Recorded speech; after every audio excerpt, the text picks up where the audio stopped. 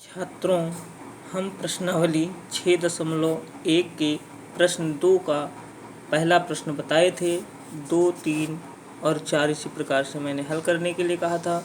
आज हम 5वां प्रश्न देखेंगे। क्या है? 64,000 निम्न संख्याएं स्पष्ट रूप से पूर्ण वर्ग संख्याएं नहीं हैं। इसका कारण देना है आपको। चलिए देखते हैं। देखिएगा, लिखेंगे जैसे हमने कल लिखा था। चूँकि पूर्ण वर्ग संख्या की इकाई के स्थान पर क्या होना चाहिए? 0, 1, 4 ना, 5, 6 कामा लगा के लिखेंगे सारी चीज़ें। 9, ठीक है ना, 9 होता है। लेकिन यहाँ देख रहे हैं आप कितने जीरो हैं? 3 जीरो हैं। भले से ही इकाई के स्थान पे जीरो आ रहा है, लेकिन अब देख रहे हैं जो जीरो है उसका मान या तो 4 होना चाहिए, या तो 2 होना चाहिए, या तो जो है 6 होना चाहिए, या तो 8 होना चाहिए, तभी वो पूर्ण वर्ग संख्या होगी। लेकिन यहाँ 3 बार 0 है, ठीक है ना। लेकिन यहाँ 3 बार 0 है। और देखो, जबकि पूर्ण वर्ग संख्या में 2, 4, 6, 8 बार 0 होता है, ठीक है ना। अतः ये पूर्ण वर्ग संख्या नहीं है। सब कुछ मैंने कारण सहित लिख दिया है, ठीक है ना। देखिए यहाँ 8, 9, 7, 2, इसको देख लेते हैं। तो लिखेंगे चूँकि पूर्ण वर्ग संख्या की इकाई के स्थान पर 0, 1, 4, 5, 6, 9 होता है। इसमें इकाई के स्थान पर 2 है, ठीक है ना। अतः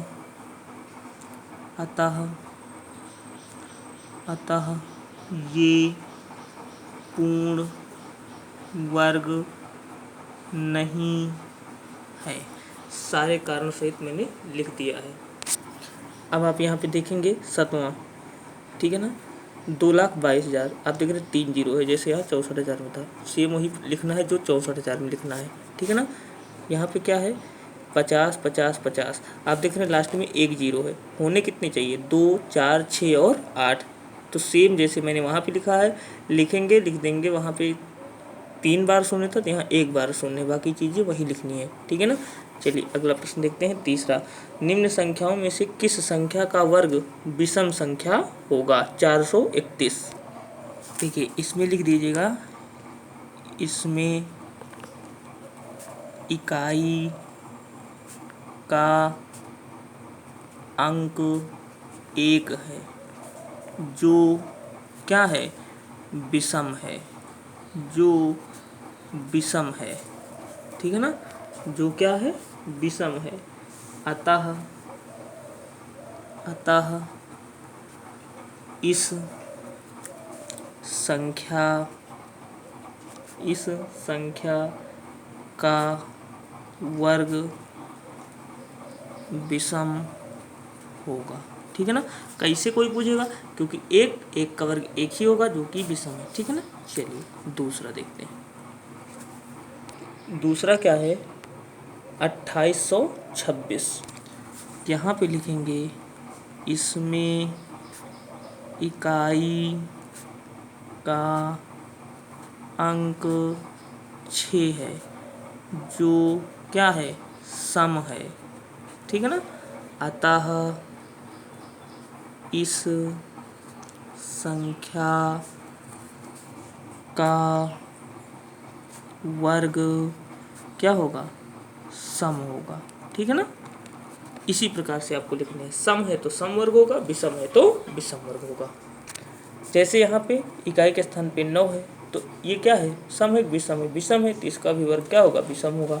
यहाँ पे इकाई पे क्या है, 4 है तो इसका 4 क्या है, एक सम है तो इसका वर्ग सम होगा। ठीक है ना। इसी प्रकार से आपको करने हैं। देखिए चौथा प्रश्न, निम्न प्रतिरूप का अवलोकन कीजिए और रिक्त स्थान भरिए। आप देख रहे हैं 11 का वर्ग 131। आप देख रहे हैं एक बीच में 101 का स्क्वायर है तो कितना है, 10,201। आप देख रहे हैं अगर एक जीरो है तो इन संख्याओं के बीच में अर्थात 1, 2 और 1 के बीच में एक जीरो आया। यहाँ 2 जीरो है तो यहाँ 2 जीरो आया। तो यहाँ पे कितने जीरो है, 4 जीरो है तो यहाँ पे कितने जीरो हो जाएंगे, 4। यहाँ भी कितने हो जाएंगे, 4। ठीक है ना। इसी प्रकार से यहाँ पे 2, 2, 4, 2, 6 हैं तो आप 1 लिखेंगे, 1 के बाद 6 जीरो, फिर 2 लिखेंगे, फिर 6 जीरो, फिर ठीक है ना 1। इसी प्रकार से आपको ये भरना है और कुछ नहीं करना है। चलिए अगला प्रश्न देखते हैं। देखिए सेम वही प्रक्रिया यहाँ भी है, आप देख रहे हैं। ठीक है ना। 11 का वर्ग 121, 101 का वर्ग 10,201। ठीक है ना। आप देख रहे हैं इसी प्रकार से बढ़ता जा रहा है। ठीक है ना। तो आप यहाँ पे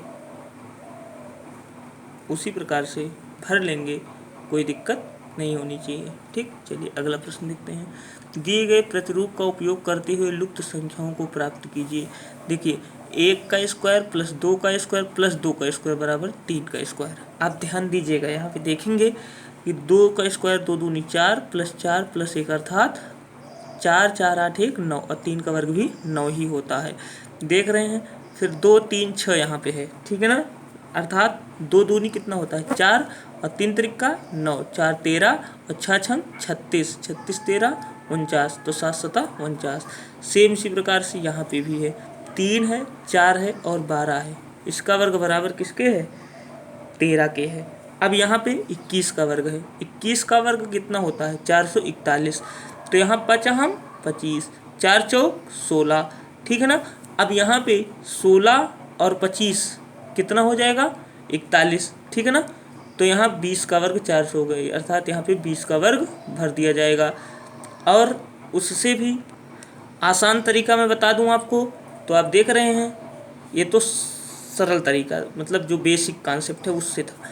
और नहीं तो 2 1 कम 2, 3 दूनी 6, 4 तिहाई 12, 5 चौक 20। ठीक है ना। इसी प्रकार से 6 पंचे 30 तो यहाँ 6 भरा जाएगा। ठीक है ना। यहाँ पे इसी प्रकार से 7 छंग 42। ठीक है ना।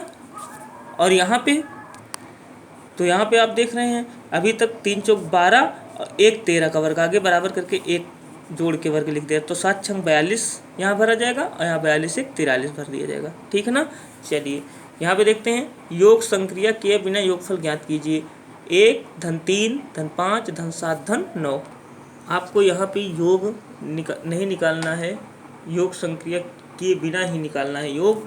तो ध्यान दीजिएगा, आप देख रहे हैं ये सारी विषम संख्याएं हैं। ठीक है ना।